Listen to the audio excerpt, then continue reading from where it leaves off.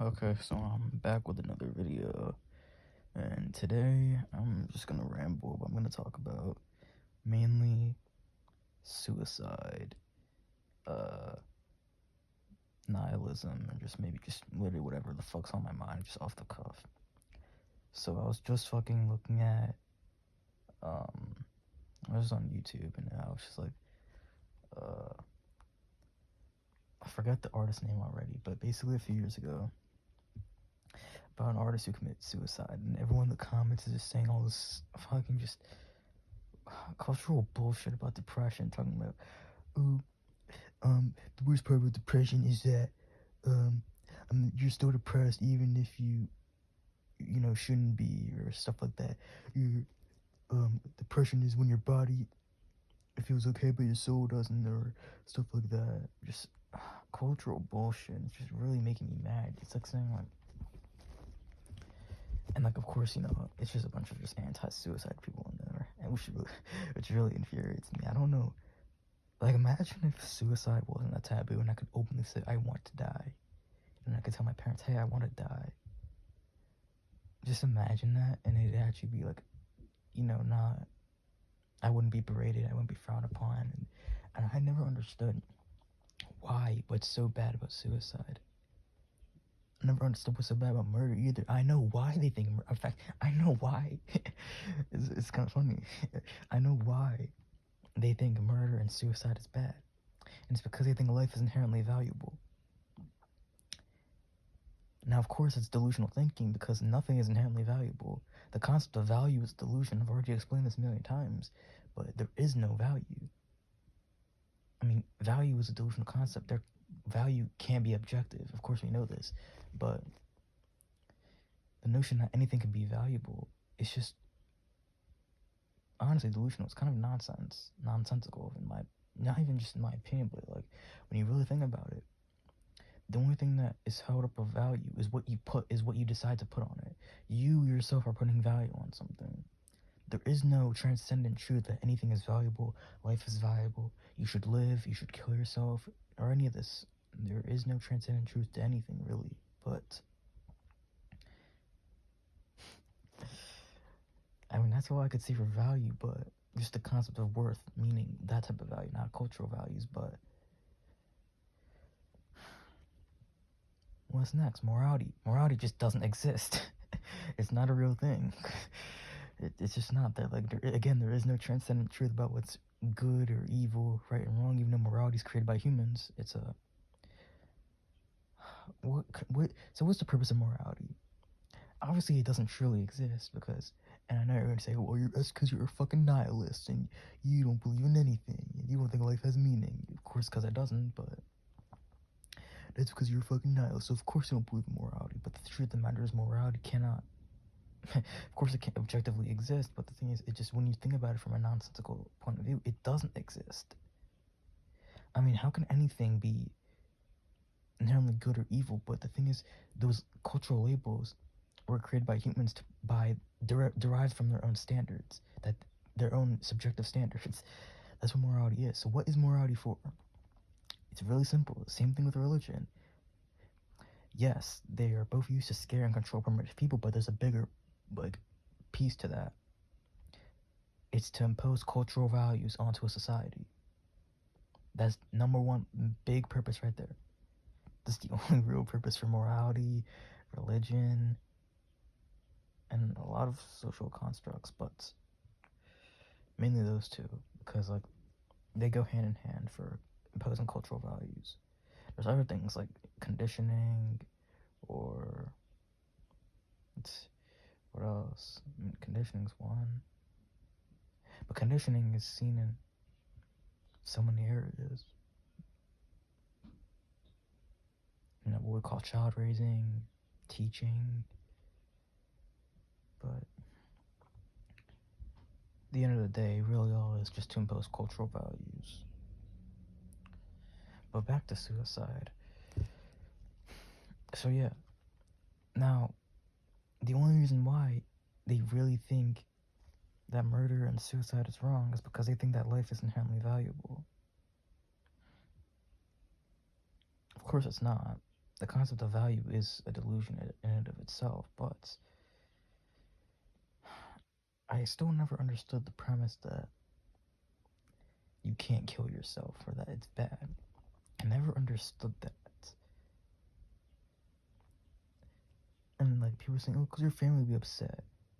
And they always say this is bullshit. I'm about to say something. They're going to say this bullshit. They're going to say that, well, suicide is permanent. You can't undo it. Well, so is childbirth. So is having children. But parents didn't have a second thought about that. They didn't think twice about that, did they? No, they did not.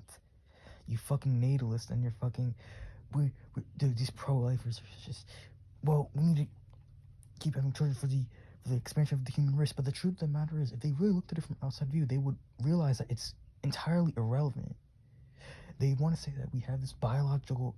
I mean, we technically do have this biological drive for inherent survival, which, yes, we do, but in the sense that they're putting it, technically not, because they're saying we're putting this... The real reason that you're reproducing and that you want to have children isn't necessarily to biologically survive, it's to continue your cycle of conditioning and imposing cultural values. They just want to continue their cycle of conditioning and imposing cultural values so that their legacy and their values can live on for as long as Earth can live on. It's not necessarily to survive biologically, because then it wouldn't matter if we lived in a primitive or a civilized society. And even then, you're not obligated to reproduce. That's just fucking bullshit. It's just fucking bullshit. These fucking natalists being pro-life and shit, talking about, well, we have to continue the baby raping fucking machine because we have to survive. Survival is important. You have to be a survivalist, you see? Like, no, the fuck you don't. You're not. And it's just funny because talking about we have a right to live. What about the right to die? You want to prevent suicide. You want to restrict methods of suicide, but you're talking about the right to live. There is no rights, too. That's another stupid concept. Rights. Rights are based off obligations, and no one is obligated to anything. No one is even obligated to life, and no one can even see that for themselves. You're not obligated to continue life. You're not obligated to continue life. You're not to continue your life or to reproduce. You're not obligated to do any of that. Well, I want to have children because I want to. Yeah, that's the problem, because you want to. You don't think of your children when they're 20 or 30 years old and when they don't want to live.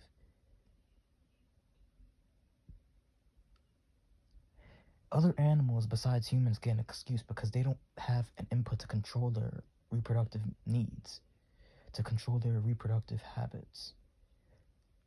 And by other, I mean like any species that's not human. I'm saying that because they are more feral than we are. Humans can be feral, but humans go through this cycle of conditioning to be, quote, civilized. And since we're so civilized and evolved, and since our brains are so different than other species, then we can actually have means of input to control our reproductive habits or actions or whatever you want to call it. But why do you think we created contraceptives? We created condoms. We can create the illusion in our brains and our limbic systems and our monkey brains that we are reproducing when we have sex, but we're wearing condoms, so we're not actually reproducing. You have contraceptives. You're wearing a condom, or, you know, the woman is on birth control, this and that, just any means of contraceptives, and you're giving your brains, at least your limbic system, or the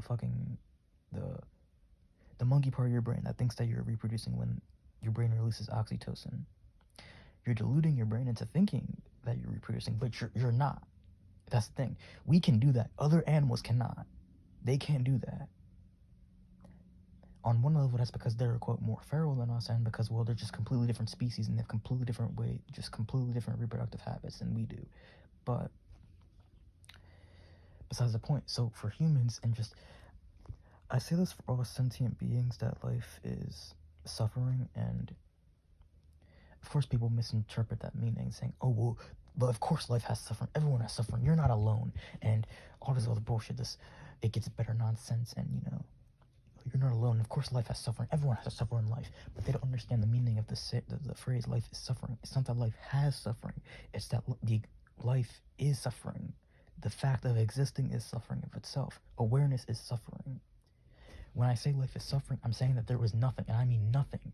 that could ever compare to the bliss, the complete and utter bliss of total oblivion, unawareness, and non-existence. Nothing. That's why there's nothing that can ever compare to the bliss of suicide or death. Nothing. Nothing whatsoever. Like, I don't care if my fucking suicide upsets my mother, upsets my father, and I don't care if it's because it's a permanent decision that will affect them for the rest of their lives. They didn't think of that when they had me.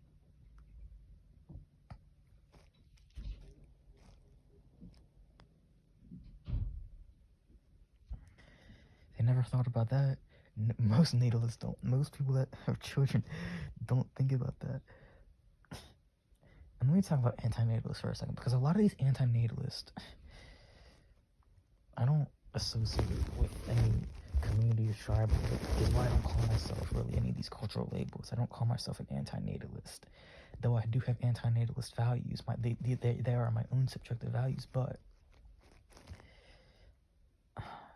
a lot of these anti-natalists aren't truly anti-natalist, because a lot of these anti-natalists are only anti-natalist because they interpret life to be suffering, which of course it is, but that means that if there was no suffering in life, then it means they would be fine with having children. But then you're not an anti-natalist.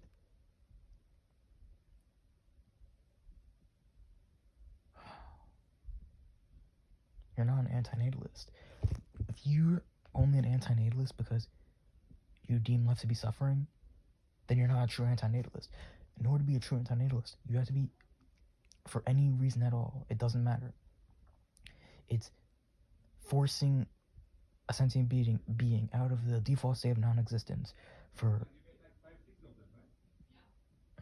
Shut the fuck up.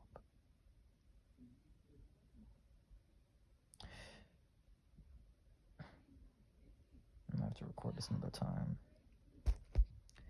I'll post a follow-up on the anti-natalist.